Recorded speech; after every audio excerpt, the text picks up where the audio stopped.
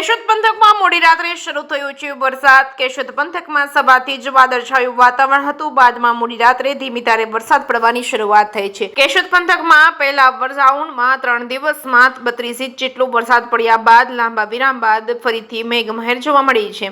સમયસર વરસાદ થતા ખેડૂતોમાં ખુશી વ્યાપી ગઈ છે। કેશોદ તાલુકાના ગ્રામ્ય વિસ્તારોમાં પણ ધીમી ગતિએ વરસાદ શરૂ થયાના સમાચાર મળી રહ્યા છે। વહીવટીતંત્ર દ્વારા હવામાન વિભાગે કરેલી આગાહી મુજબ સંપૂર્ણ રીતે તૈયાર કરી કંટ્રોલ રૂમ શરૂ કરેલ છે। જે ગૌરી વ્રતનું જાગરણ હોય વરસતા વરસાદમાં યુવતીઓ આનંદ લઈ રહી છે। મોડી રાત્રે શરૂ થયેલો ધીમી ગતિએ વરસાદ વધુ ઝડપથી પડશે તો નીચાણવાળા વિસ્તારમાં પાણી ભરાવાની સંભાવનાઓ વર્તાઈ રહી હતી। ઉપરવાસમાં ભારે વરસાદના કારણે ઓજત અને સાબરી અને મધુવંતી નદીમાં પાણી છોડવામાં આવશે તો ગેડ વિસ્તારમાં જળબંબાકારની સ્થિતિ સર્જાઈ શકે છે। એકંદરે વરસાદ શરૂ થતા ખેતીને ફાયદો થતા ખેડૂતોમાં ખુશી વ્યાપી ગઈ છે। જેકે સિંગર સાથે રાજુ પંડ્યા, કેશોદ। સૌને નમસ્કાર, હું યોગેશ ચૌધરી, જિલ્લા કલેક્ટર જૂનાગઢ।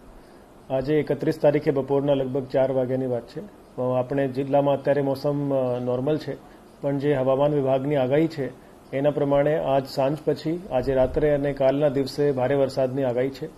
અત્યારે આપણે સ્ટેટમાં પરિસ્થિતિ જોઈએ તો દક્ષિણ ગુજરાતમાં અને અમદાવાદમાં ભારે વરસાદ થઈ રહી છે અને આ જે નેટવર્ક છે એ અત્યારે આગળ વધી રહ્યું છે અને આવનારા સમયમાં સૌરાષ્ટ્રના જિલ્લાઓમાં ભાવનગર, અમરેલી, રાજકોટ અને જૂનાગઢ આ બાજુ મોસમ વધવાની આગાહી છે। તો આના ધ્યાનમાં રાખીને મારી બધાને રિક્વેસ્ટ છે કે બિનજરૂરી બહાર જવાનું ટાળે। તંત્રની ટીમો બધી ફિલ્ડમાં અત્યારે એક્ટિવ છે। જે પણ નીચાણવાળા વિસ્તારો છે, જે પણ ડેમની નીચેના વિસ્તારો આવે છે, જે વધારે પાણીની આવક થાય અને પાણી છોડવું પડે તો નીચેના વિસ્તારોમાં ડેમની નદીની આજુબાજુ જવાનું ટાળે। તંત્રના જે પણ કર્મચારીઓ આપણા ગામમાં પોસ્ટેડ છે, કોઈ પણ જરૂરિયાત હોય તો એમનો સંપર્ક કરે। ડિઝાસ્ટર કંટ્રોલ રૂમનો પણ બધા સંપર્ક કરી શકે છે। ડિઝાસ્ટરની ટીમો, એનડીઆરએફની ટીમો, એસડીઆરએફની ટીમો બધી ફિલ્ડમાં એક્ટિવ છે।